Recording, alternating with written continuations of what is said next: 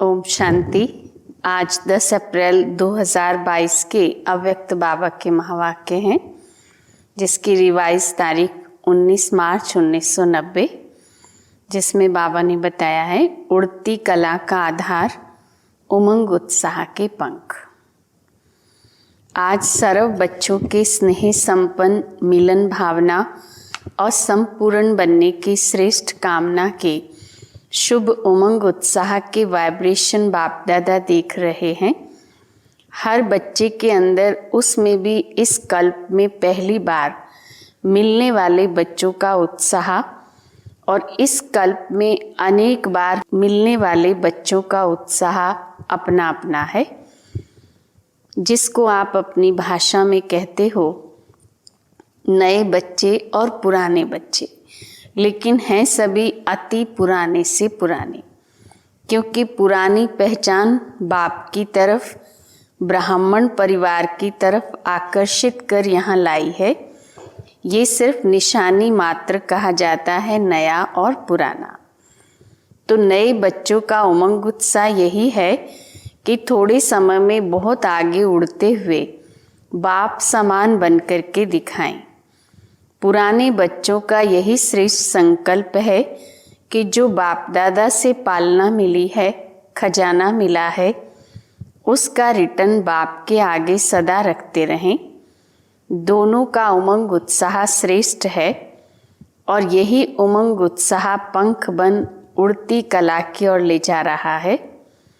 उड़ती कला के पंख ज्ञान योग तो हैं ही, लेकिन प्रत्यक्ष स्वरूप में सारी दिनचर्या में, हर समय, हर कर्म में, हर दिन नया उमंग उत्साह स्वतः ही उत्पन्न होता है। जहाँ उमंग उत्साह है वही उड़ती कला का आधार है। कैसा भी कार्य हो, चाहे सफाई करने का हो, बर्तन मांजने का हो, साधारण कर्म हो, लेकिन उसमें भी उमंग उत्साह नेचुरल और निरंतर होगा। ऐसे नहीं कि जब ज्ञान की पढ़ाई कर और करा रहे हैं, वह याद में बैठे हैं, किसको बिठा रहे हैं, वह आध्यात्मिक सेवा में बिजी हैं, तो उस समय सिर्फ उमंग उत्साह हो और साधारण कर्म हो तो स्थिति भी साधारण हो जाए, उमंग उत्साह भी साधारण हो जाए। ये उड़ती कला की निशानी नहीं। उड़ती कला वाली श्रेष्ठ आत्मा के उमंग उत्साह के पंख सदा ही उड़ते रहेंगे। तो बाप दादा सभी बच्चों के उमंग उत्साह को देख रहे हैं। पंख तो सभी के हैं, लेकिन कभी कभी उमंग उत्साह में उड़ते उड़ते थक जाते हैं। कोई छोटा बड़ा कारण बनता है, अर्थात रुकावट आती है। कभी तो प्यार से पार कर लेते हैं, लेकिन कभी घबरा जाते हैं, जिसको आप लोग कहते हो कंफ्यूज हो जाते हैं। इसलिए सहज पार नहीं करने के कारण थक जाते हैं, लेकिन थोड़ा थोड़ा थकते हैं, फिर भी लक्ष्य श्रेष्ठ है, मंजिल अति प्यारी लगती है, इसलिए उड़ने लग जाते हैं। श्रेष्ठ लक्ष्य और प्यारी मंजिल और बाप के प्यार का अनुभव थकावट से नीचे की स्थिति में ठहरने नहीं देता है, इसलिए फिर से उड़ने लग जाते हैं। तो बाप दादा बच्चों का ये खेल देखते रहते हैं, फिर भी बाप का प्यार रुकने नहीं देता और प्यार में मेजॉरिटी पास हैं, इसलिए रुकावट कितना भी रोकने की कोशिश करे और करती है। कभी कभी सोचते हैं कि बड़ा मुश्किल है, इससे तो जैसे थे वैसे बन जाएं, लेकिन चाहते भी पास्ट लाइफ में जाने का मज़ा नहीं आता, क्योंकि पहले तो इस परमात्म प्यार और देहधारियों का प्यार दोनों का अंतर सामने है। तो उड़ते उड़ते जब ठहरती कला में आ जाते हैं, तो दो रास्तों के बीच में होते हैं और सोचते हैं इधर जाएं व उधर जाएं, कहाँ जाएं।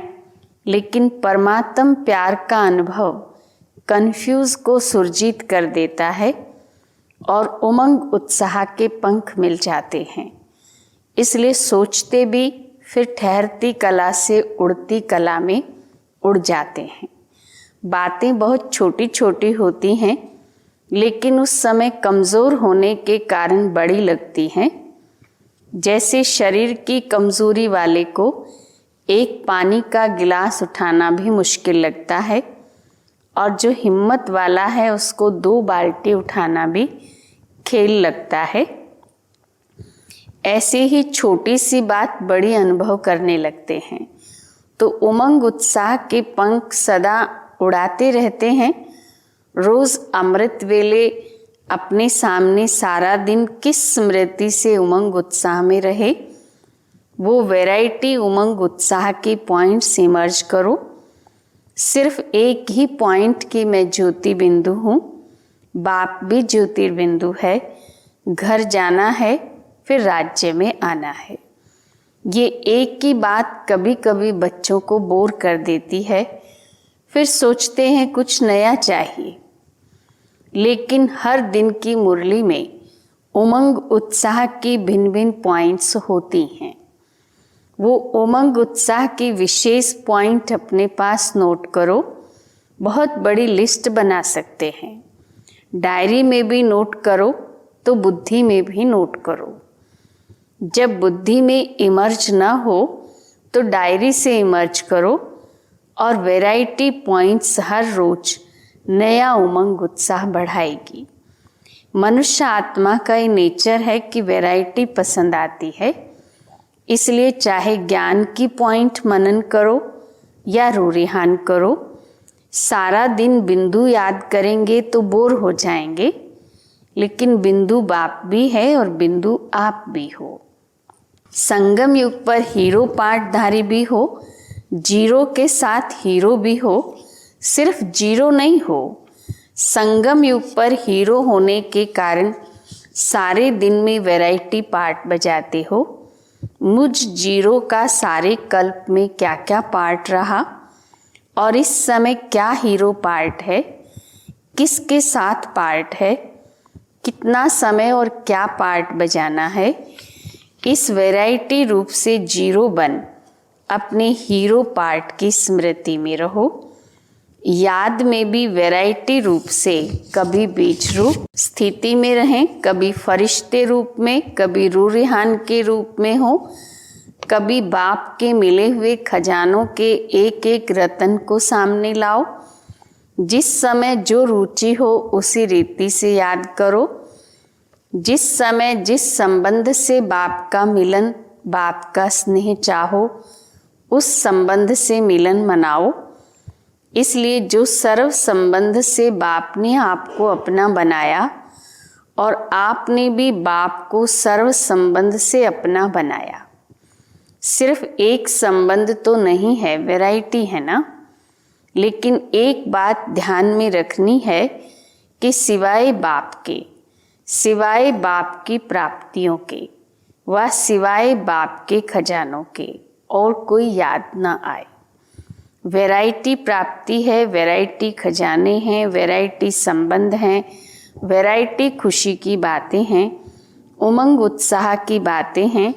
उसी विधि से यूज़ करो। बाप और आप यही सेफ्टी की लकीर है। इस स्मृति की लकीर से बाहर नहीं आओ। बस ये लकीर परमात्म छत्र छाया है। जब तक इस छत्र छाया की लकीर के अंदर हैं, तब तक कोई माया की हिम्मत नहीं। फिर मेहनत क्या होती है, रुकावट क्या होती है, विघ्न क्या होता, इन शब्दों से अविद्या हो जाएगी। जैसे आदि स्थापना के समय जब सतयुग की आत्माएं प्रवेश होती थीं, तो उन आत्माओं को विकार क्या होता है, दुख क्या होता है, माया क्या होती है, इन शब्दों की अविद्या रहती थी। बच्चों को ये अनुभव है ना, पुराने तो इन बातों को जानते हैं। ऐसे जो बाप और आप इस स्मृति की लकीर की छत्र छाया में हैं, उनको इन बातों की अविद्या हो जाती है। इसलिए सदा सेफ हैं, सदा बाप के दिल में रहते हैं। आप लोगों को दिल ज़्यादा पसंद आती है ना। सौगात भी हार्ट ही बनाकर लाते हो, केक भी हार्ट बनाते हो, बॉक्स भी हार्ट जैसा बनाते हो, तो रहते भी हार्ट में हो ना। बाप की हार्ट तरफ माया आ नहीं सकती। जैसे जंगल में भी रोशनी कर देते हैं तो जंगल का राजा शेर भी नहीं आ सकता, भाग जाता है। बाप की हार्ट कितनी लाइट और माइट है, उसके आगे माया का कोई रूप आ नहीं सकता। तो मेहनत से सेफ हो गए ना। जन्म भी सहज हुआ, मेहनत लगी क्या जन्म लेने में। बाप का परिचय मिला, पहचाना और सेकंड में अनुभव किया। बाप मेरा, मैं बाप का। जन्म सहज हुआ, भटकना नहीं पड़ा। आपके देश रूपी घर में बाप ने बच्चों को निमित्त बनाकर भेजा। ढूंढना व भटकना नहीं पड़ा, घर बैठे बाप मिला ना। ये तो अभी प्यार से भारत में आते हो मिलने, लेकिन परिचय तो वहाँ ही मिला, जन्म तो वहाँ मिला है ना। जन्म अति सहज हुआ तो पालना भी अति सहज है। सिर्फ अनुभव करो और जाएंगे भी सहज ही। बाप के साथ साथ जाना है ना, या बीच में धर्मराजपुरी में रुकना है। सभी साथ चलने वाले हो ना। सभी का ये दृढ़ संकल्प है कि साथ हैं और साथ चलेंगे, और आगे भी ब्रह्मा बाप के साथ राज्य में व पार्ट में आएंगे। पक्का संकल्प है ना। चलते चलते थक जाएंगे तो रुक जाएंगे, फिर क्या करेंगे, क्योंकि बाप तो उस समय रुकेंगे नहीं, अभी रुक रहे हैं। अभी समय दिया है, उस समय नहीं रुकेंगे। उस समय तो सेकंड में उड़ेंगे। अभी नए नए बच्चों के लिए लेट हुआ है, लेकिन टू लेट का बोर्ड नहीं लगा है। अभी तो नई दुनिया में आने के लिए नए नए बच्चों के लिए रुकी हुई है कि ये भी लास्ट सो फास्ट और फर्स्ट नंबर तक पहुंच जाएं। सभी साथ जाने के लिए तैयार हो ना। जो इस कल्प में पहली बार आए हैं, बाप दादा मुबारक देते हैं। छोटे छोटे बच्चों पर बड़ों का प्यार होता है, तो बाप का और बड़े भाई बहनों का आप लोगों से विशेष प्यार है। लाडले हो गए ना। नए बच्चे लाडले हैं, चाहे नए हो व पुराने हो, सभी के लिए फास्ट गति फर्स्ट आने की है। छत्र छाया में रहना, सदा दिल में रहना, यही सबसे सहज तीव्र गति है। अपने आप को कभी भी बोर नहीं करो। सदा अपने आप के लिए वैरायटी रूप से उमंग उत्साह इमर्ज करो। डबल विदेशी कभी कभी कोई ये सोचते हैं कि हमारा कल्चर और इंडिया का कल्चर बहुत फ़र्क है। इंडियन कल्चर कभी पसंद आता, कभी नहीं आता, लेकिन ये तो न इंडियन कल्चर है न विदेश का कल्चर है, ये तो ब्राह्मण कल्चर है। ब्रह्मा कुमार कुमारी ये नाम तो सभी को पसंद है ना। ब्रह्मा बाप से भी बहुत प्यार है और बी के जीवन भी अति प्यारी है। कभी कभी सफ़ेद कपड़ों के बजाय रंगीन कपड़े याद आते हैं, क्योंकि सफ़ेद कपड़े जल्दी मैले हो जाते हैं। दफ्तर में जाते हो व कहाँ भी ऐसे स्थानों पर जाते हो, तो जो ड्रेस आप पहनते हो उसके लिए बाप दादा मना नहीं करते, लेकिन उसी वृत्ति से नहीं पहनो कि हमारा फॉरेन कल्चर है, यही मेरी पर्सनैलिटी है, इस रीति से नहीं पहनो। सेवा भाव से भले पहनो, पर्सनैलिटी के लक्ष्य से नहीं। ब्राह्मण जीवन का लक्ष्य हो, सेवा अर्थ आवश्यकता अर्थ पहनते हो तो कोई मना नहीं, लेकिन वो भी निमित्त बनी हुई आत्माओं से वेरीफाई कराओ। ऐसे नहीं कि बाप दादा ने तो छुट्टी दे दी, फिर आप मना क्यों करते हो। कभी कभी बहुत हंसी की बातें करते हैं। जो मतलब के अक्षर होते हैं वो याद रखते हैं, लेकिन उसके पीछे जो कायदे की बात होती वो भूल जाते हैं। होशियारी तो बाप दादा को अच्छी लगती है, लेकिन होशियारी लिमिट में हो, अनलिमिट में ना हो। खाओ पियो पहनो खेलो, लेकिन लिमिट में। तो कौन सा कल्चर पसंद है? जो ब्रह्मा बाप का कल्चर, वो ब्रह्मा कुमार कुमारियों का कल्चर पसंद है ना।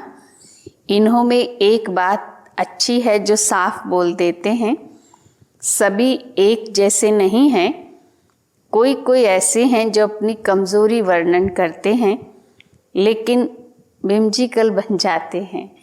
बार बार वही स्मृति में लाते रहते, मैं कमज़ोर हूँ, ऐसे नाजुक नहीं बनो।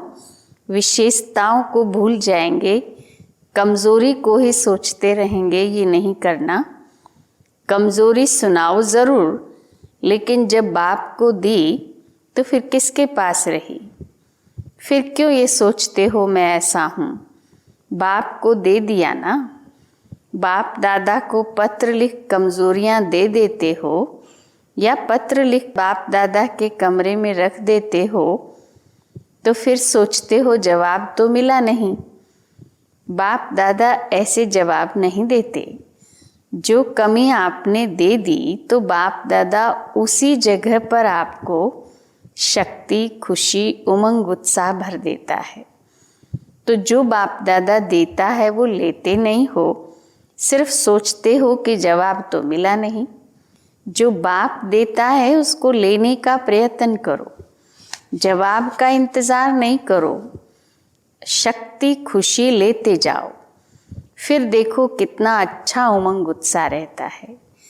जिस घड़ी अपनी कमज़ोरी लिखते हो व निमित्त बनी हुई आत्माओं को सुनाते हो, तो दे दी माना खत्म। अभी मिल क्या रहा है वो सोचो।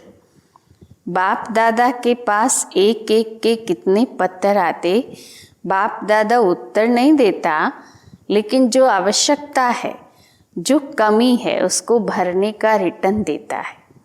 बाकी याद प्यार तो रोज़ देते ही हैं। कोई दिन ऐसा है जो याद प्यार ना मिला हो। बाप दादा सभी को रोज 2-3 पेज का पत्र लिखते हैं। पत्र का नाम मुरली। इतना बड़ा पत्र तो रोज कोई भी किसको नहीं लिखता। कितना भी आपका प्यारा हो, कोई ने इतना बड़ा पत्र लिखा? मुरली पत्र है ना, आपकी बातों का रिस्पॉन्ड होता है ना। तो इतना बड़ा पत्र लिखते भी, बोलते भी, जो आप विशेष पत्र लिखते हो उसका विशेष रिटर्न भी करते हैं, क्योंकि लाडले सिकी लदे हो। बाप दादा रिटर्न में शक्ति और खुशी एक्स्ट्रा देते हैं। सिर्फ बुद्धि को सदा केयरफुल और क्लियर रखो। पहले भी सुनाया था, ये बात अपनी बुद्धि से निकाल दो। वो बातें भी रखी हुई होती हैं तो बुद्धि क्लियर नहीं होती, इसलिए बाप जो रिटर्न देता वो मिक्स हो जाता। कभी मिस कर देते हो, कभी मिक्स कर देते हो। कभी कभी कोई बच्चे क्या करते हैं, आज हालचाल सुनाते हैं, कई सोचते हैं सेवा तो कर रहे हैं, लेकिन बाप का वायदा है कि मैं सदा मददगार हूँ। इस सेवा में तो मदद की नहीं, सफलता कम मिली। बाप दादा ने क्यों नहीं मदद की? फिर सोचते शायद मैं योग्य नहीं हूँ, मैं सेवा कर नहीं सकती हूँ, मैं कमज़ोर हूँ, व्यर्थ सोचते हैं। लेकिन अगर कोई बच्चा सेवा की मदद के लिए बाप के आगे संकल्प भी करते हैं, खुली दिल से करो, लेकिन इसका रिटर्न बाप दादा सेवा के समय विशेष मदद देते हैं। सिर्फ एक विधि अपनाओ, कैसी भी मुश्किल सेवा हो, लेकिन बाप को सेवा भी बुद्धि से अर्पण कर दो। मैंने किया, सफलता नहीं हुई, मैं कहाँ से आया? बाप करन करावन हार की जिम्मेवारी भूल करके अपने ऊपर क्यों उठाई? ये रॉन्ग हो जाता है। बाप की सेवा है, बाप अवश्य करेगा। बाप को आगे रखो, अपने को आगे नहीं रखो। मैंने ये किया, ये मैं शब्द सफलता को दूर करता है। समझा?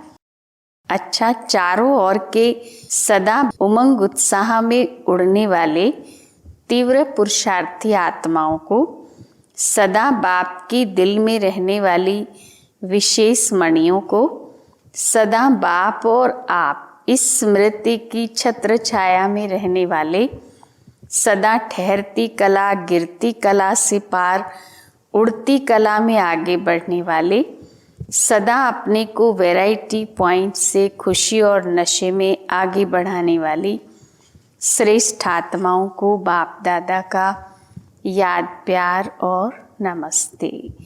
रूहानी बच्चों की रूहानी बाप को नमस्ते। वरदान। ब्राह्मण जीवन में अलौकिक मोजों का अनुभव करने वाले, कर्मों की गुह्य गति के ज्ञाता भव। ब्राह्मण जीवन मौज की जीवन है, लेकिन मौज में रहने का अर्थ ये नहीं कि जो आया वो किया, मस्त रहा। ये अल्पकाल के सुख की मौज व अल्पकाल के संबंध संपर्क की मौज सदा काल की प्रसन्नचित स्थिति से भिन्न है। जो आया वो बोला, जो आया वो किया, हम तो मौज में रहते हैं। ऐसे अल्पकाल के मन मौजी नहीं बनो, सदा काल की रूहानी अलौकिक मौज में रहो। यही यथार्थ ब्राह्मण जीवन है। मौज के साथ कर्मों की गुह्य गति के ज्ञाता भी बनो। स्लोगन। अहम और वहम में आने की बजाय सर्व पर रहम करो। ओम शांति।